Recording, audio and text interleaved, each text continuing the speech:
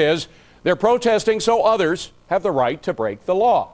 Welcome, everybody. I am David Asman in for Neil Cavuto, and this is Your World. With us, immigration attorney Michael Wiles. Now, he says every American student should be cutting class today to protest, but Dale McLaughlin calls it an act of desperation and flat out un-American. He is with the group FAIR, Federation for American Immigration Reform. Now, Michael, you think this kind of protest should be going on all over America. Why? This is a lesson in civics, the experiential learning of the American pursuit of liberty. I represented Kwame James, who subdued Richard Reed on that plane. Did you know that the government was going to put him in removal proceedings and they turned their back on him?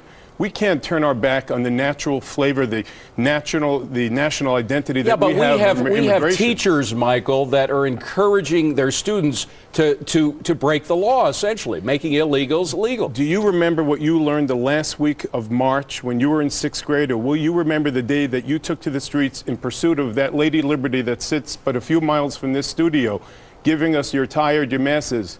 To this country, a land of immigrants. All right, Dale, how do you respond to all this? It's nothing but a shameless act of desperation. These people are desperate now. And I mean, they're using children today as human shields for their greed to these guest worker programs and this amnesty.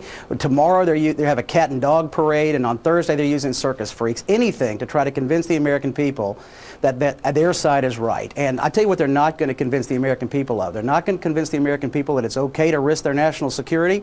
They're not going to convince the American people that it's okay to give away American jobs to cheap foreign workers. And they're certainly not going to convince the American people to amnesty those or give rewards to those who've broken our laws. I don't think that this is an abuse of any children. They're reflecting that which is important. No one's debating that our national security isn't important, but what's as important is the national integrity that we have to our immigration roots. But there's an integrity that in the classroom. Teachers have a responsibility to make sure that their students don't break the law. David, in this case, understand this. Nobody objects that a criminal should be deported. An alien absconder should be deported. Somebody who has increased employment for people illegally and is abusing these people should be deported. But the fact is there are 12 million individuals who entered the United States. Now, the act of entering... Hold it right there. Dale, let me just ask you specifically. Let me put the onus on you. 12 million illegals. What are you going to do with them?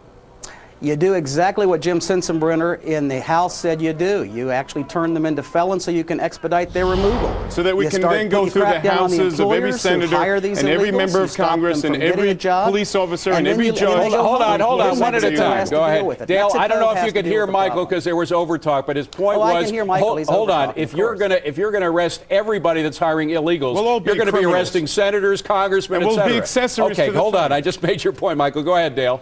Right. Well, I mean, you know, it's illegal. Illegal is illegal. And what these teachers are teaching these kids today, you know what my project was, my class project? It was making a volcano with baking soda and vinegar.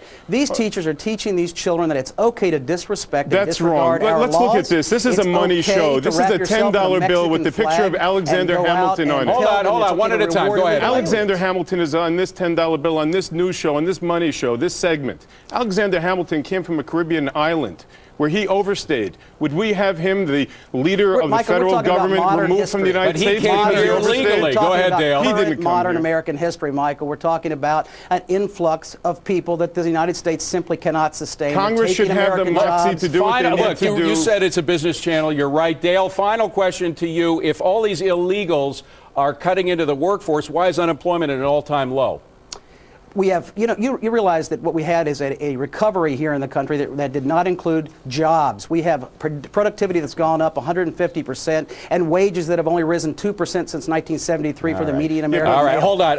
We have taken food off American families' tables by allowing people to stay here. Last word is to Dale. We got to leave it at that, but we're staying on the issue. My next guest, a staunch supporter of almost every one of President Bush's legislation.